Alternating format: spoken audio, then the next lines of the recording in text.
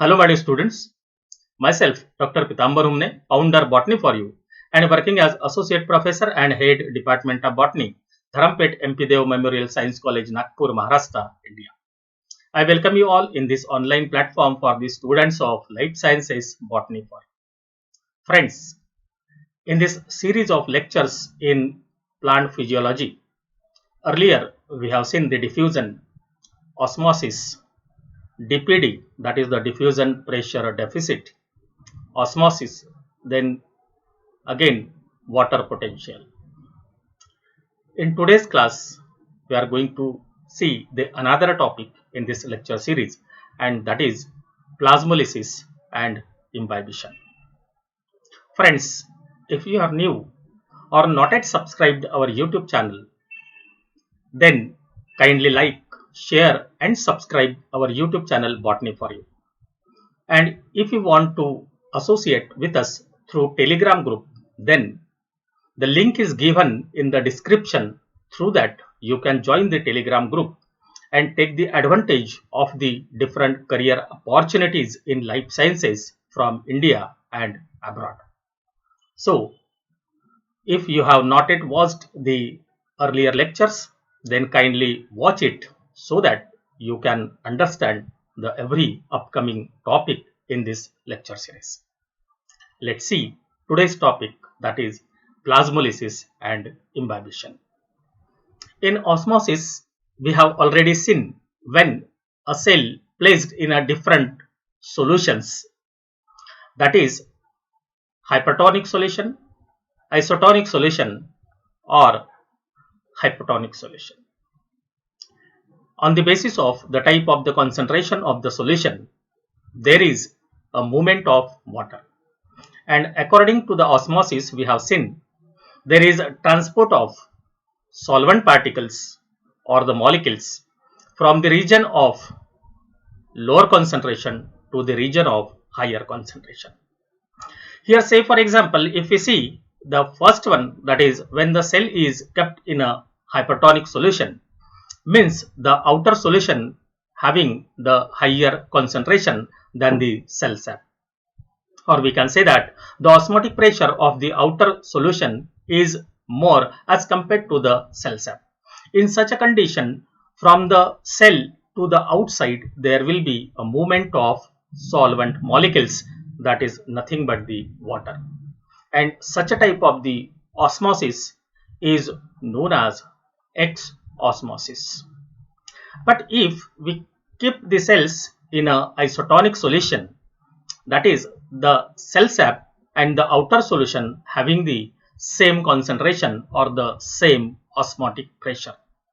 In such a condition, there will not be any change in the cell, because either there will not be the movement of the solvent from outside to inside or inside to outside, or if it is carried out, it will be carried out in both the directions, and hence there will not be any change in such a type of the condition in which the cells are kept in a isotonic solution. But again, if we keep the cells in a hypotonic solution, it means that the solution having the less osmotic pressure than the osmotic pressure of the cell sap. In such a condition, the water will enter from outside solution to the inside cell, and in this way there will be end osmosis or endosmosis. So in this way we can say that there is a movement of water from the region of again lower concentration to the region of higher concentration, and that is nothing but the osmosis. So if we see such a type of the process which is to be carried out in a hypertonic solution continuously, then exosmosis leads to the plasmolysis. So we'll see in the next slide how it is carried out. Here, now this cell, if it is placed in a hypertonic solution, as we have seen, when the cell is kept in a hypertonic solution, that is the osmotic pressure outside the cell is more. So in such a cases, here the water or the solvent that will come outside the cell, and in this way the cell wall and the plasma membrane start to separate from each other. So this is carried out because of the X osmosis. So when there is a initiation of the separation of plasma membrane from the cell wall, then it is known as the incipient plasmolysis. But if it is a highly concentrated solution, that is the hypertonic solution, then this process of the X osmosis will continue. And because of this, here again there is a sufficiently separation of the plasma membrane from the cell wall, and that is known as the evident plasmolysis. And continuously, if this process is carried out, in which the water will come outside the cell and it leads to the final plasmolysis, in which the protoplasm including the plasma membrane get the spherical form or the spherical structure.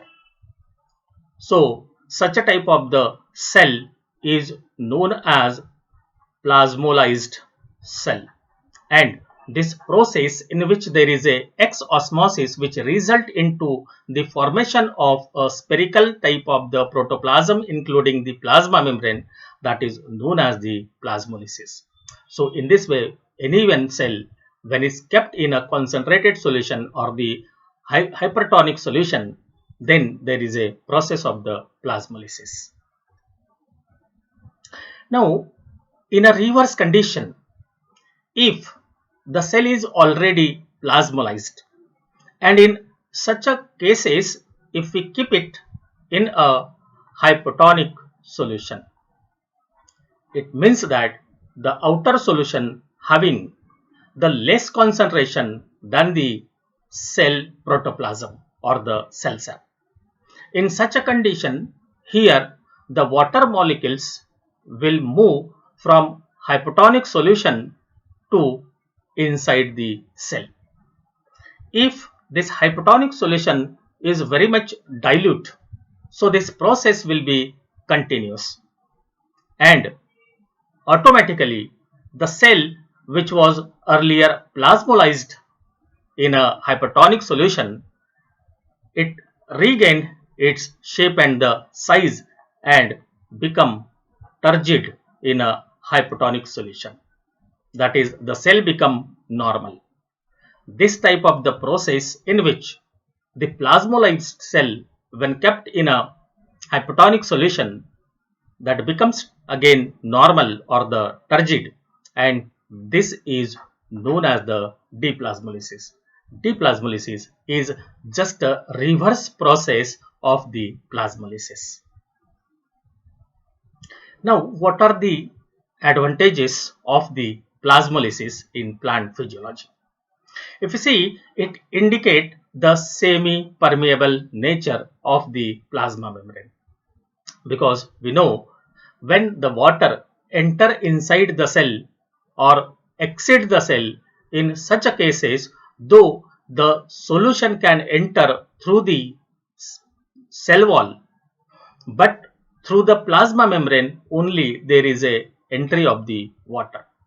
So such a type of the membrane in which the water can move and not the other solid particles or the molecules, that is known as the semi-permeable membrane. And in this experiment of the plasmolysis, it is responsible to say that the plasma membrane is semi-permeable. Again, it is also useful in determination of osmotic pressure of the cell sap. If you see the earlier lecture, that is osmosis, then you will find that the method of determination of the osmotic pressure. So for example, we have the concentrated solution of the known concentration, and if we keep the cells in different concentrations of the solvent. At that time, in some cases, there will not be any change, but in certain cases, there is slight change, and in some other cases, there will be more X osmosis. So the cell that is responsible to show that the incipient plasmolysis will considered as a nearly equal osmotic pressure of the outer solution as well as the cell sap. Though the osmotic pressure of the outer solution will be slightly higher than the cell sap, but with the help of certain formula, we can calculate the osmotic pressure of the cell sap also. So this plasmolysis or the plasmolytic method is utilized or useful in calculation or determination of the osmotic pressure. Then you might have seen earlier that the salting of the meat and the fishes are carried out, and that is only because of this method of the plasmolysis.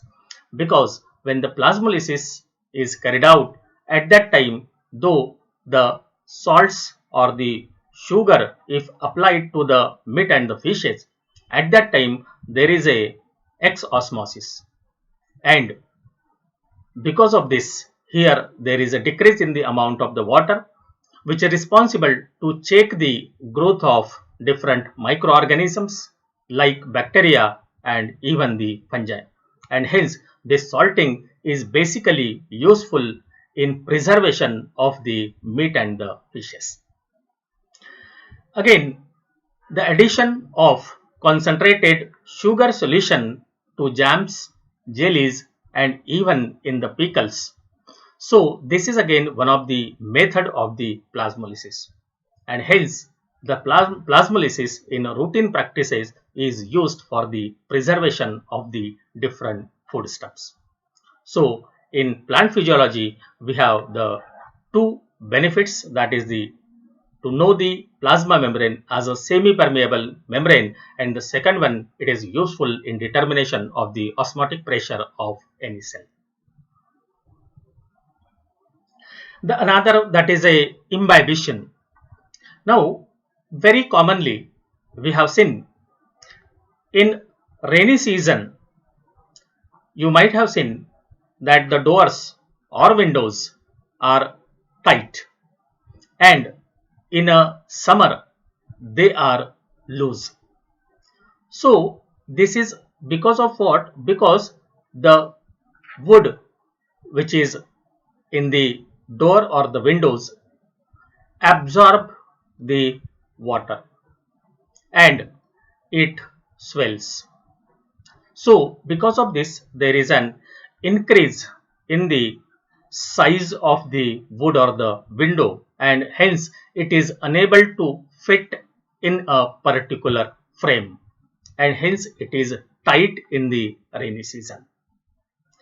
One more example that we have seen, if the seeds are kept in a water, at that time there is increase in the volume of the seeds, and this is again one of the process of the absorption of the water. In addition to that, if the certain pieces of the gums are placed in a water, then also they absorb the water and swells. So in all these three examples we have seen, the certain plant material, that is the wood or the dried seeds or even the gums, they absorb the water and swells or increase in its size. So this process is known as the imbibition. And these substances, that is the wood, then seeds and gum, these substances are known as the imbibant. So how this is to be carried out? If we see these dead or the living tissues, basically it contain the protein and carbohydrates like the starch, cellulose and the pectic substances. And these are different organic materials which are present in the wood, seed or the gum. They are responsible for the absorption of the water. Because of what? Because they are hydrophilic in nature, and hence they are responsible to bind with the water molecules, and hence after binding with the water molecules they swells or increase in the size, and this is known as the imbibition. Then if we see the imbibition, that is the absorption of the water by imbibant, that is the wood, seed and the gums, then what is driving force for imbibition? Now if we see both living as well as dead cells containing hydrophilic colloids that we have seen earlier, that is the protein and the carbohydrates like the starch, cellulose and even the pectic substances. So because of this ability to absorb the water or their hydrophilic nature, there is a creation of the pressure in the imbibant, and this pressure which is created in imbibant, that is known as the imbibition pressure. But this imbibition pressure in a recent term is known as metric potential. So if we see the metric potential, it is denoted by psi m. So the substances which are responsible for the absorption of the water, that is the imbibant, so we can calculate its water potential, that how much water can be absorbed by a certain imbibant. If you want to know the concept of water potential, then go through the lecture which is given on the water potential so that you can easily understand this one. Now if water potential is equal to the metric potential and the pressure potential, if there is a certain barrier or the pressure in oppose to the absorption, then it is known as the pressure potential, where psi m is a metric potential that we have seen earlier, and it is the recent term which is to be used in place of the imbibition pressure. Imbibition pressure is a old terminology. But if we see the any unconfined material, say for example, if we want to talk about the gum, because the seed has certain outer memory limiting membranes, or even we can say that it contains the cells, and hence they are confined. But in case of the gum, there is not such type of the any limiting layer, so they are unconfined. In such a cases, here the pressure potential will be zero in case of the unconfined materials or the imbibants, and hence the water potential can be calculated on the basis of its metric potential or the imbibition pressure. So the water potential of imbibant will be equal to the metric potential of the imbibant, and on this way we can easily identify the water potential of any imbibant. The imbibition pressure or the metric potential having a lot of force. If we have the certain crack in the wood, in such a cases, if we keep the seeds inside it or a piece of the wood inside it and pour a water, at that time they will absorb the water and swells, and because of that even this wood can be cracked into the pieces. So this is actually the force that is behind the imbibition because of the presence of different components or the hydrophilic compounds in the imbibers. Now, if you see the imbibition, actually what is the role of the imbibition in the plants or the plant physiology? In two different things, the imbibition process is very much important. Earlier we have seen that if the seeds are kept in a water, at that time they are responsible to absorb the water and they swells. Very routinely we are using the different seeds like the gram, moog, moat, etc. in preparation of the different dishes. So they are responsible to absorb the water and swells, or we can say that the seeds are soaked, and there is increase in the size of the seed. So this is because of the imbibition. And if you see the process of the seed germination, because when the seed is dry, it need the water to activate the different enzymes which are present in the seed, and hence the imbibition is the first method or the process which is carried out during the germination of the seed, and hence it is very much important process in the germination of the seed. Another one, that when the water is absorbed from the soil, that is the simple process of the imbibition, because the root hairs which are present on the root in the soil, first of all the cell wall is responsible to absorb the water from the soil by a simple process of the imbibition, and hence this water from outer side or from the soil get enter inside the lumen of the root hairs, and in this way the imbibition is again one of the important process in absorption of the water. So friends, I am very much confident and hopeful that this lecture will be useful to you in understanding the simple methods, that is plasmolysis and imbibition.